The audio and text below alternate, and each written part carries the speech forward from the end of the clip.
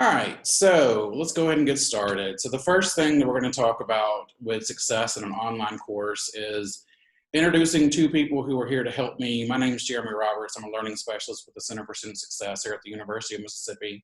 And I've got two people who are here to assist with some tips, advice, practices, and best learning strategies for our students here at the University of Mississippi. So Rebecca Ryson, tell us a little bit about yourself. Hi, I'm the Assistant Director of Academic Support Programs for the Center for Student Success and First Year Experience. And I've worked with a lot of students in college for over 10 years, especially with students on academic probation. And then we also have Dr. Patrick Perry with our Lucky Day programs. Yeah, my name's Patrick Perry and I direct the Lucky Day program on campus. Okay, so we'll go ahead and get started first off with some advice for success in online courses. I've taken quite a many online classes. Both of my previous two masters have been specifically online. So I've learned a lot that has helped me in getting from the first day of class to the end of class. So I wanted to share some advice with our students who are going from what they've had for maybe their first, second semester, 4 years in college, of nothing but in-person classes to everything now being specifically online with what we're working with at the University of Mississippi for the spring semester. So in talking about some advice, time management's important. And with that, we want you to keep a routine and a schedule. If you, for example, had history Monday, Wednesday, Friday at 10, biology Tuesday, Thursday at 2:30, our advice to you is to keep with that type of schedule. Monday, Wednesday, Friday, Tuesday, Thursday, if you can, if your internet access allows you to do those kind of things and based on what your instructor has for your actual course. Time management is also important whenever you're looking at the materials you have to read, because you're going from a course where you may have had to read something before time to now all of your stuff being online to where it's all reading. So if you read through your instructions each week, break things down into different components, that's going to be easier for you to understand the material than just going straight in kind of blind with what you're doing for some of the material. The next part is note taking. So just as you would take notes in a lecture class, you want to take notes in an online class as well. So if your teacher has a video lecture, one thing that you want to do is get your notebook out, take notes how you typically would, and go from there. Studying is also important. You'll have tests online, you'll do some quizzes, you'll have a different setup for each teacher, but the classroom components from what you had will probably still be the same. So if you're studying, giving yourself ample time to study, not cramming, referring to different study techniques that our office, the Center for Student Success, will have online for you. And then also academic consultations to kind of help you with some studying skills as well. Deadlines are important. This goes back to time management. One thing that you can do with deadlines is write them in your planner. I'm a big proponent of having a color-coded planner. Each thing has its own color for a course, for meetings. So carrying that to online will also help you as well. Setting up a workspace, making sure that you have a desk or a table at your home or office, wherever you're going to be doing work for the university, to continue your classes, making sure that you have ample pens and highlighters and sticky notes if you want to use those. But basically taking what you would typically do in a classroom setting and also having that for an online setting in a desk or a table or some kind of workspace for you. Checking your emails on a consistent basis is also important. This was a pro tip that came from one of our academic advisors in the Center for Student Success. One thing that she said whenever we asked for some suggestions on advice for students for online learning, make sure that you check your emails on a consistent basis. Things are changing every day. Your instructors are going to set up a class one way, and then they may need to tweak things throughout the time that they're doing stuff. So making sure that you check your emails, also making sure that you have the Blackboard app downloaded to your phone so you can check those emails that come through and different notifications. And the last advice I have is about discussion boards. Many of us in classroom settings have discussion type courses. Well, now those are going to be moved online to discussion boards.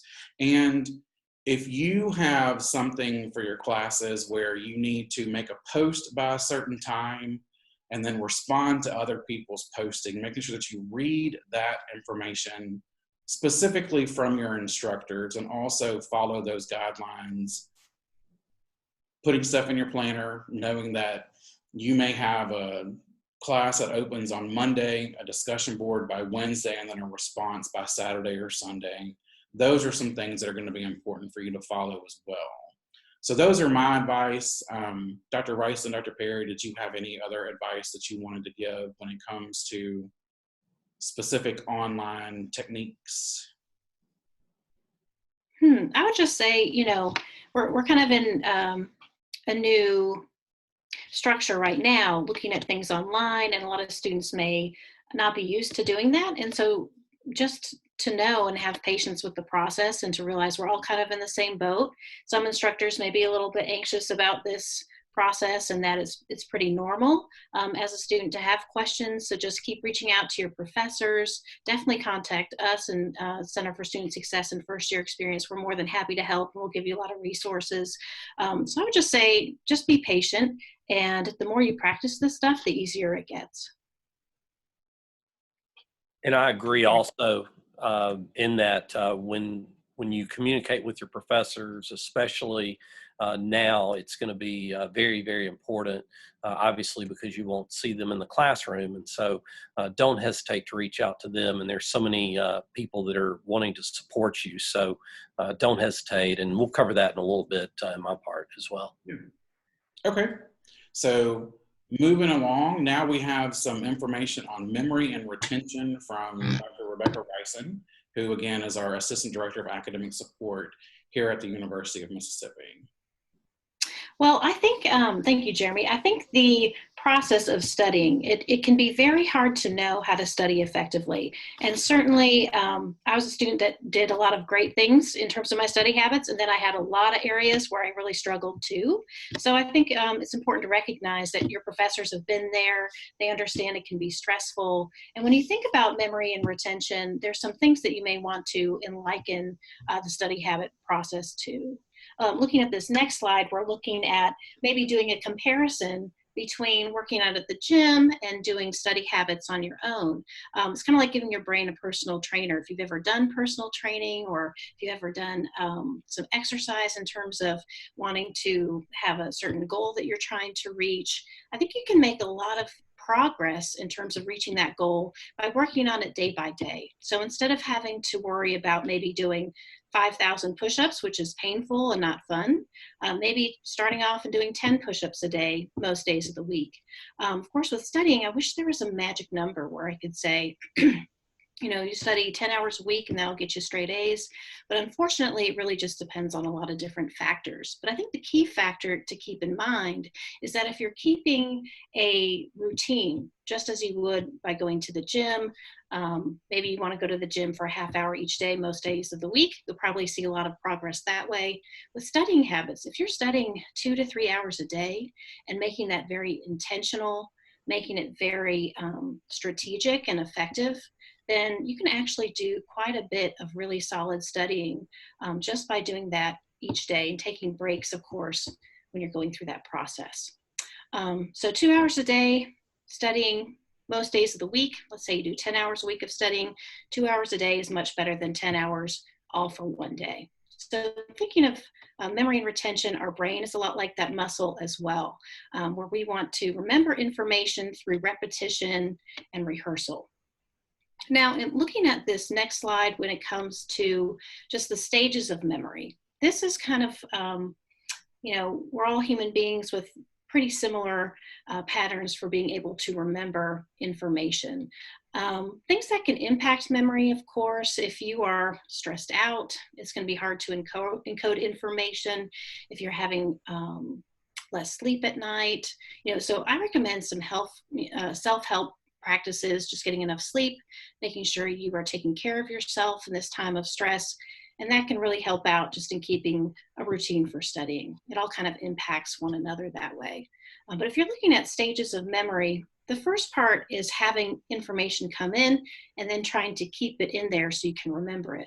So when you're online and you're looking at your classes, trying to remember information, you want to get as much information as possible in your notes, of course, from presentations, lectures that you're seeing in Blackboard or whatever the method is that your professor is giving you information. That's the sensory information coming in.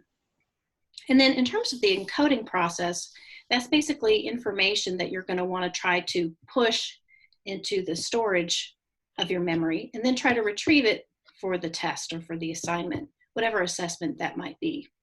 Encoding, when you think of it as maybe you're at a party, you're trying to remember somebody's name, you may meet that person, 2 minutes later, you're like, oh, that person was really nice, but I totally forget what their name is. Pretty common. That's an encoding process. You get the information, but if you want to remember it, that's where you have to think about trying to rehearse that person's name over and over to put it into storage so you can retrieve it later on. So the next time you see Joe or Sally, you can be like, hey, how's it going? And you know their name, and that's because you've rehearsed it over time. In terms of storage, okay, so that's where you want to get information in, retrievals when you want to get it back out. So if you think of this process of studying, some of the key things in terms of coding to think about are just, again, keeping that routine. You'll want to go online, check your information, check your emails, anything that you can do to get a big picture of whatever the topic that is going to be important. But then you have to practice in order to be able to then store it and retrieve it.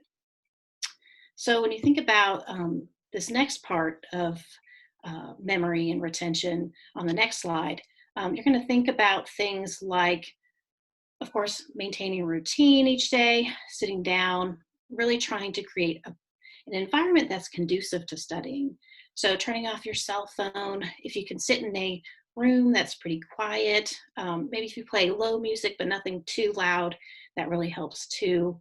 But you'll want to think about something called self-testing. And essentially this involves, again, repetition over time. You want to create your own test guides, questions and answers, and this can help you with any type of assessment. What I used to do in college that really helped me out is basically sitting down, typing out questions, answering those questions, going through like a textbook, each chapter at a time, or the PowerPoints that my professor is providing, and then making my own study guides based on that information. So if you're on your computer and you like to type things out, I recommend creating, if you're studying chapter 1, doing a question and answer chapter 1, where it has the questions and the answers, and then saving that and doing just questions. So it's maybe chapter 1 questions only. And if you're sitting down to study, asking yourself these questions, making sure you take your eyes off the page, answer those questions, that can be really helpful. Even if these aren't the same questions that you'll end up seeing on the test, it doesn't have to be the same questions. It's mainly getting you to rehearse over and over so you can remember information that you can apply to the questions that your professors will ask you. For essay questions, this process is, again, kind of like with multiple choice tests, the process of trying to remember information is crucial. So it doesn't have to be the same essay question, but it does, research shows that it's helpful to try to create your own essay questions and then answer those the way that you would if it were an actual essay test. So that's something to keep in mind as well. My personal favorite is the concept map, which you can kind of do quickly, easily. It doesn't have to be pretty. It's just a process where, let's say you're reading a chapter and you want to take your eyes off the page and then try to map out essentially what all those concepts are and how they relate to one another. So you can see what you know and maybe some areas that you need to work on. So let's say, for example, you're in a biology class and you're studying an animal and you're looking at its relatives, the anatomy of the animal, its diet, and you try to remember as much information as possible. And then you see, okay, well, maybe I don't remember the enemies of this animal or interesting facts. So that's something I need to go back and take a look at. Concept mapping, it doesn't have to be, if I did a concept map on psychology chapter 1, that can be a concept map that looks different than maybe Dr. Perry's or Mr. Roberts, because we're going to look at information and maybe think of it, it'll be the same information, but it's not necessarily going to be the exact same format. It's going to have some bubbles, maybe some squares, but the key thing is it doesn't have to be pretty. It's just a way for us to recall information. And then the next step to this process is, again, just making sure that when you're studying information, you take your eyes off your notes and then you try to self-test and remember that information. That'll put it into your storage, and then you can then retrieve it for whichever assessment that you're using. And I just mentioned several different techniques. We will have videos on these techniques that we will share with you. So if you've got questions, we're more than happy to answer those questions, but you'll also see some videos that are going to come out on these processes as well. And then just the final thing I wanted to mention, and then I'll turn it over to Dr. Perry, is this really cool method called the Pomodoro Technique. And it has a whole history as to why it's called the Pomodoro Technique. But essentially, I wanted to let you know that this is a way you can kind of look at the process of studying in a way that helps you to know how to frame your time. So let's say, first step, you want to plan out your task, what it is you want to study. If you want to start off studying psychology for a period of time, take a break, maybe study your calculus for another 25 minutes, take a break. Essentially, this is studying for 25 minutes, taking a 5-minute break, studying for another 25 minutes, another 5-minute break, and then doing that 4 times. That's called a Pomodoro. Now, there's lots of videos on the Pomodoro technique.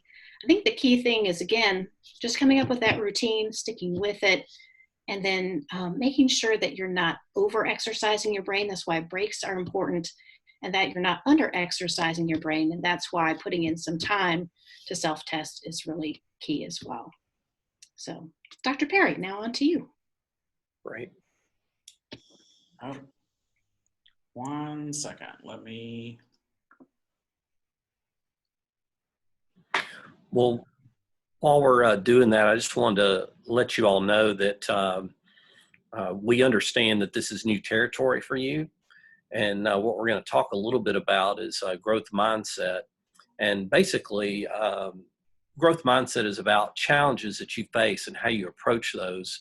And it doesn't just limit itself to what you're doing right now in college. It can be life itself too, and what you do with those challenges and how you approach those. And we have many examples, and you can see a lot of those through sports and through individuals that you may have witnessed that have gone through things, and that mindset and how you approach things can really make a big difference. And right now, especially with things changing so fast and you adapting to learning online, that's going to be something that's very important. So we just have a few tips that'll be of help to you. And again, I'm going to be repeating some things, but when you think about the hand that you're dealt, that's where you are, and then that's a starting point, and then you can change and grow from there. And fear has 2 meanings. You forget everything and run, or you face everything and rise. And I think that's something to keep in mind, that when challenges present themselves, we have options,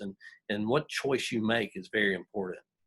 So I'm going to give you some strategies that are from the Ole Miss Keep Learning website, and you'll have that resource and access to that specifically because there'll be updates as well on there about what's going on at the university. But basically, the strategies are, if you can set up a dedicated work and study area. Again, I'm repeating some things that we've been going through, but that will give you something where you have a place where you can do your work and you can study.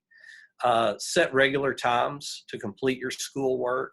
Again, this is on you a lot of times to set that up.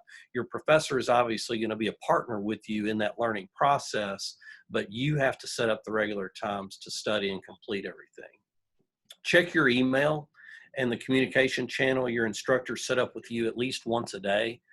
Again, email is something that you may or may not use regularly. I know that there are other ways to communicate by text, but your professors and the university is going to be sending emails. So make sure that you read your email at least once a day. Or if your professor has identified another way to communicate, either through Blackboard or other resources, be sure and pay attention to what they are doing for each class that you're taking. If you have a question, ask, don't take guesses. Contact your instructor using, again, whatever communication modes that they presented you to use during this time. Use a calendar and keep track of deadlines and try to stay on schedule with the course. Again, that communication with the professor will be very critical in that, so make sure that you keep your calendar up to date and your planner, whatever you're using. Stay engaged with classmates that are in the same situation as you, and make sure that understand that you can still do tutoring sessions, study groups, and group work in an online environment, and that's real important, and the faculty member and instructors in your classes will guide you on that, but that's something that you can keep on doing in more of a technological way. So how you communicate in those groups are important too. And also keep in mind that you're not the only one doing this. And from a growth mindset standpoint, understand that not only are you going through this process, but other students are going through this as well. So you're not alone. And that's where keeping in touch with them can kind of help reinforce the success that you're trying to strive for. And also your professors, I know, will be working towards you to be successful in the class. So keep that in mind as you go through and complete your online coursework. Again, you'll be provided the resources, that website there, olemiss.edu, Keep Learning. That's where all this information is located. And again, we are here to support you as well, so don't hesitate to contact us as well. Thank you. And some other campus resources that are available to students. The Library has done where they can do some chats online, which is available through their library system. They can also digitize resources. So if you contact them and say that there's a book on hold at the library that you need access to, they can actually scan that in and email it to you. The Writing Center has all their appointments online as well. So if you're writing a paper for your history class or for your writing class or any other class in general, and you just need some help with some pieces of it, or you want somebody to look it over, they can actually help you with that. The IT help desk is here to help with any kind of computer issues you may be having. We offer in our department academic consultations and student success coaching, which we'll show a link to that in just a minute. But also all of this information we will have in the description box that'll have their actual links to contact these departments, just in case you have any questions for them, or say you need to ask a librarian a question about something for a research paper, you'll be able to do that with the chat box that they have available, or you need to contact the Writing Center to actually set up an appointment. We'll provide you with that link so you can actually contact them to go from there. So one thing that our department offers with academic support is we have the academic consultations, which are one-on-one meetings that we can do via Zoom. We can also do those via email. And then we also offer student success coaching. So Dr. Ryson, could you tell us a little bit about the student success coaching program? Sure. So student success coaching is a way that you can get a lot of questions answered through our student success coach, who can help out with academic support, how to study for an online test, how to take notes, how to create good study habits in terms of time management. But what's really distinctive about this process in particular is how student success coaching is based on a life coaching framework. And so our student success coach can help you navigate different areas just regarding college adjustment in general. So I know you may not necessarily have the same roommate you had before, because now we're worried about COVID-19 stuff and you're maybe at home or in your apartment.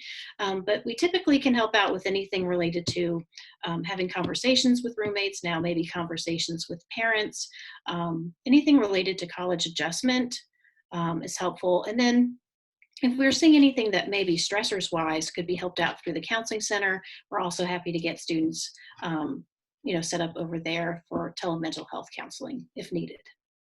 So ways to get in touch with us are here. Our office is located in Hill Hall, which is across from River Market. Our website is with the Center for Student Success, and then our main office number. And then students can also email us to get in contact with a student success coach or do an academic consultation.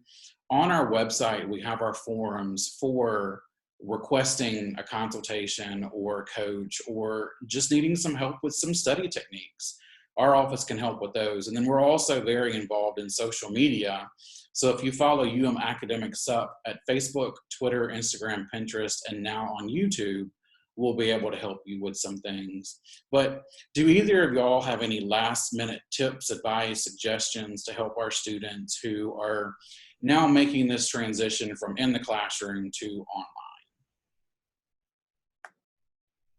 Yeah, I'll go ahead and just say again, I can't emphasize enough the communication with your professor when you have concerns. And I know we've mentioned that, but just please know that they are working towards your success and want you to be successful in this transition time.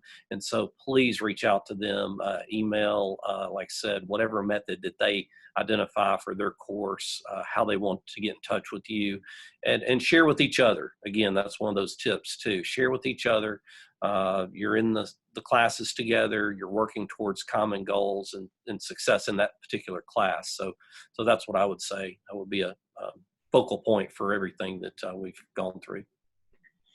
Yes, I would agree with that completely. I think sometimes college students, and I know I felt this way too in college, sometimes you're afraid to ask a question because maybe you think everyone else has that particular answer. But I can guarantee you that, especially with this new process that we're in right now, there's going to be a lot of questions, and there's no such thing as a silly question.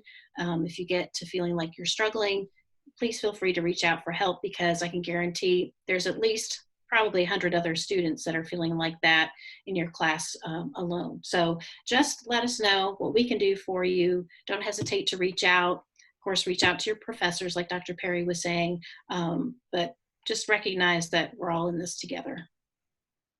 So students, as we've said before, we are here to help in any way that we can. So thank you, Dr. Perry. Thank you, Dr. Ryson, for working with us today to share some insight in academic success online, and we appreciate it. Sounds good. Thank you. Thank you all.